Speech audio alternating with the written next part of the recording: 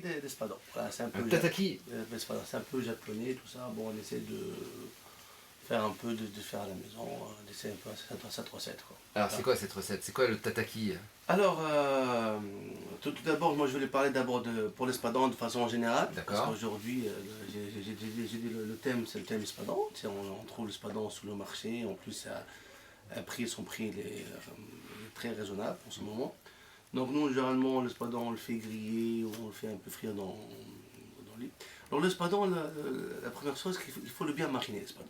Ils font bien le Le bien mariner. mariner, d'accord. Voilà. Pourquoi? Parce qu'il est épais, l'espadon. C'est pas un poisson qui est fin, tout ça. Donc généralement, quand on coupe une bonne épaisse, à peu près à 1 centimètre. Donc l'espadon, il faut bien le mariner, même 2 heures de temps, le mariner, comme ça il asperme un peu sa marinade. Sans ça, c'est pratiquement pour tous les poissons, mais généralement pour l'espadon, parce qu'il faut qu'il absorbe un peu, que la marinade rentre dans le chair du poisson. La marinade, pour faire une très bonne marinade, d'abord il faut faire du citron, 30% de jus de citron, carrément de jus de citron. Après on met 30% de l'huile d'olive et 30% de l'huile d'arachide ou d'huile de tournesol. Après moi, je préfère faire un peu de cumin, une petite cuillère de cumin et ça s'arrête là. Après on peut ajouter de l'harissa, tout ça. Après nous, comment on voit, comment on fait. Chacun selon son goût. Chacun son goût. Mais le plus important c'est un tiers. Ça c'est comme ça on sent. Si on rajoute de la harissa, on perd le goût aussi du Voilà, c'est ça. l'espadon, Moi surtout, j'aime pas qu'on mette la harissa, surtout non, parce qu'on a un poisson noble en Tunisie. Le poisson sauvage, c'est dommage qu'on prend un poisson sauvage, qu'on met de harissa, tout ça. Après, on perd le goût. Je préfère qu'on goûte un peu, qu'on cherche le goût du poisson qu'on en fait. Voilà. Après, c'est bon. Pour faire griller, c'est très bien. Il y a des gens qui font carrément sur la grille. Moi, je préfère marquer un peu le poisson sur les côtés, 2 minutes, après le passer au four. Tu le marques comment, c'est-à-dire? C'est-à-dire, on prend sur la grillade ou si on a une poêle, on marque sur les côtés, c'est-à-dire 2 minutes. C'est pas la peine qu'on fasse griller et brûler, quoi. Là, c'est différent entre griller et des fois on va dans un restaurant ou les barbecues, tout ça, on voit que vraiment le poisson il est cramé, il dit il est bien grillé celui-là. C'est ça le problème, c'est après on dirait qu'on mange du charbon à la fin de compte. Donc c'est pour ça moi que je préfère aussi que ce soit la grillade, c'est juste un petit peu. Après on passe au four, c'est quand on finit sur le four et ça passe bien tout ça. Voilà. Après aussi l'espadon, on peut le faire aussi, ça marche très bien pour les brochettes aussi. Hein. On coupe en petits cubes aussi. Et les brochettes, et on évite les brochettes de mettre des dés de citron. Parce que le citron, on ne peut pas le manger. Donc. Moi, je fais quand on fait une brochette, on peut tout manger.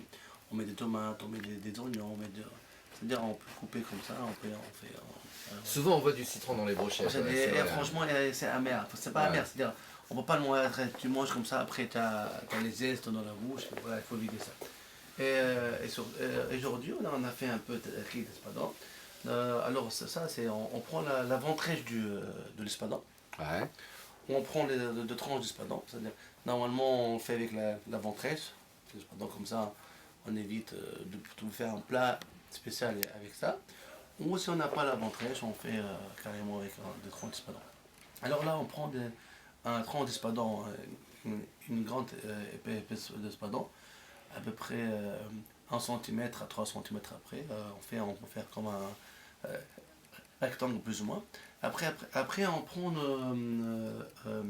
du poivre, des graines de poivre. On prend du poivre noir, un peu vert noir, après on peut poivre noir ou blanc, tu vois, et on écrase.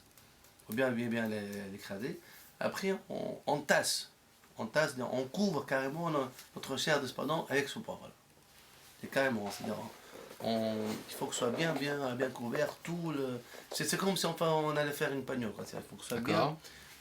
Après on ouvre notre plaque à gris. Si on n'a pas gris, on prend une poêle, une poêle à matière de téflon.